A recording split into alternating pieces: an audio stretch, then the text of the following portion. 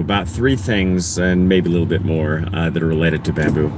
One of them is the cost because this is my first time buying land of this nature, and also, like I've said before, I'm not a farmer. So, about the land, I looked at land for like a year and a half, and eventually I knew what parameters I needed, and I tried not to get overloaded, because let me tell you, in the beginning, I overloaded myself with so many objectives. Wanted it to be big and flat, but maybe mountainous, but maybe have water, running water, or maybe a pond, trees, no trees, deer, no deer. I had so many different objectives. And in the end, it really came down to having land that was relatively flat, that could be cultivated, and also it had to be in the right area for its hardiness. And there's just a grade based upon your longitude in the United States for its hardiness. And this land is actually pretty good because it's still warm. You can technically plant bamboo above where I am, which is Atlanta. You can plant bamboo above Atlanta, but you don't want to have it go too cold too often. So where I am is near Macon, Georgia, which is not Florida. It's not as hot as Florida, but it doesn't freeze very often there. When I looked for land, I had this idea that I was going to try and get land that was about $1,000 an acre or $1,500 an acre. That just doesn't exist. Maybe it does, but it's in the middle of nowhere. I looked at plenty of plots that were landlocked, and I wasn't going to be able to drive into them, or it was flooded. And there's another misconception, is people think that you need to have land or bamboo that is wet, because bamboo needs marshy land. It does not need marshy land. It needs good runoff, sandy, and good drainage on it. You don't want it to be wet all the time. So eventually I found a few different places, and this one just came to me like magic, when I saw it. So it is 30 acres. That's what I'm buying. I'm closing on this Friday. 30 acres. It's mostly flat, a little bit of a ridge, and it's about 3,000 per acre. It's a little bit more than 3,000 per acre, which is perfectly fine because it is hard to find land that is in any way usable for less than 3 or 4 or 5,000 per acre. And also, the more north you go from where I am, then it's even more. Like when you get to Dahlonega or northwest Georgia or something like that, and it's pretty into mountainous, the Piedmont foothills. So that was one part of it, is selecting the land. And I worked with this fellow named Chris Flanagan a lot to say, is this good? How about this one? And really, I knew after looking at land for a year what I needed to get. And I stopped putting so many stipulations on the different ideas, different aspects of the land. So I stopped putting all that, and I just firmed down to, I need flat, I need it to be in this zone for hardiness, I need it to be sandy, good runoff, and it will take some cultivation and it can grow some things. So then once I had selected the land and I started the process, I actually took soil samples. I went out and walked it and took soil samples from this land, and I took them out to this place called the Georgia State Extension, which is part of the college. And somebody's calling me right there.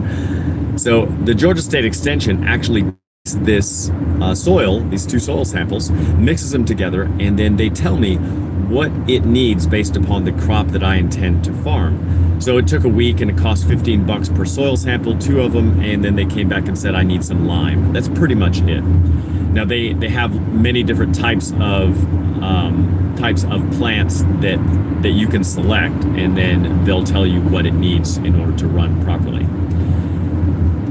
As far as cost, there are so many steps to doing this.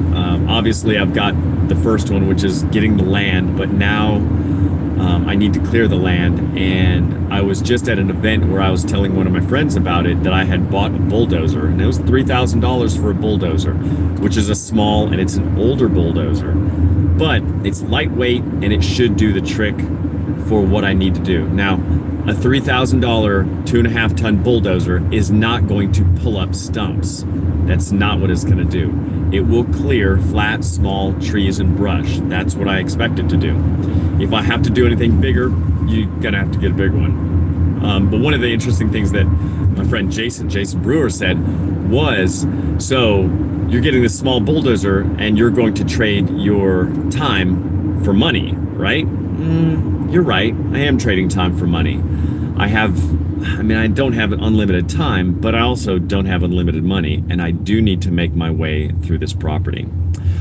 As far as tools, like I said, there are many steps that I'm going to have to take. Oh, cost. I wanted to address how I finance this. And this is my first time buying land that wasn't attached to a house. Usually I've got a mortgage, and mortgages are straightforward. You go to a lender and say, I want to buy some land, or I want to buy a property, a house that I'm going to live in. In this case, I was looking at land that didn't have any domicile on it. So it's a different characteristic. Originally, I have a HELOC, a home equity line of credit, HELOC, HELOC, on my house. So I could have used that money, a HELOC. That's at about 4.5% to 5.5%. That's what it comes out to. And they can do either a fixed rate or a balloon or a variable. So I ended up doing a fixed rate home equity line of credit. And when you do that, like, the money is there in an hour. I could say, give me $12,000, and an hour later, the money's there. So I used a home equity line of credit for one of it. But the biggest, most important thing is I have 401ks, like most people do, Roth IRA 401ks. And I ended up borrowing against my 401k. Now, if you have, let's say, $100,000 in a 401k that you've been saving for 30 years through your job, that money is yours. It's pre-tax money, but the money is yours. So when you borrow against your 401k, you can go up to a maximum of $50,000. So I took $50,000 out of my 401k, and I have to repay it in 5 years at a rate of 6.5% interest, which sounds pretty steep. But the difference is, it's already my money pre-taxed. So the majority of this land I'm paying for using a pre-tax form of my money, and that 6.5% is actually going to pay back into my 401k. So in 5 years, should I continue to pay it off on time, in 5 years, I will have paid all of the money back, and also 6.5% interest goes back in. So there's no penalty on borrowing against your 401k. There's no real penalty. There's a little caveat that when you borrow against your 401k, you stop getting money out, like matching money, I think, matching money with your employer. That's fine. So the combination of those two things, as well as cash on hand, is how I'm paying for this land, and then keeping some more of that cash available so I can buy tools. The last part of this was that there's a man named Chris Flanagan, and we're going down, Melissa and I are going down to his place in Picayune, Mississippi, which is about parallel in latitude or longitude to where we are in Atlanta, or where my land is. We're gonna go down there in a couple weeks, and we're gonna see his farm, as well as there are some other folks who are farming bamboo. We're gonna just compare notes, see what things are good and bad, and I really need to see how he has the auto switching and what all the connectors look like and things like that. Whew. I tell you what, it's been a process. It's gonna take 4 years before I start making money on this. However, at 4 and from 5th year on, I'm making money, and it's forever. Like, bamboo takes little or no work to get done. So I'm excited about it. It is a long haul, and I think that one of the problems is that a lot of people can't look forward to invest for 4 or 5 years before you actually make a return. Well, that's what I'm banking on. So in another week, or at the end of this week rather, I will close on 30 acres of land, and at that point I will begin being a farmer. So wish me luck. All right, talk to you later. Bye.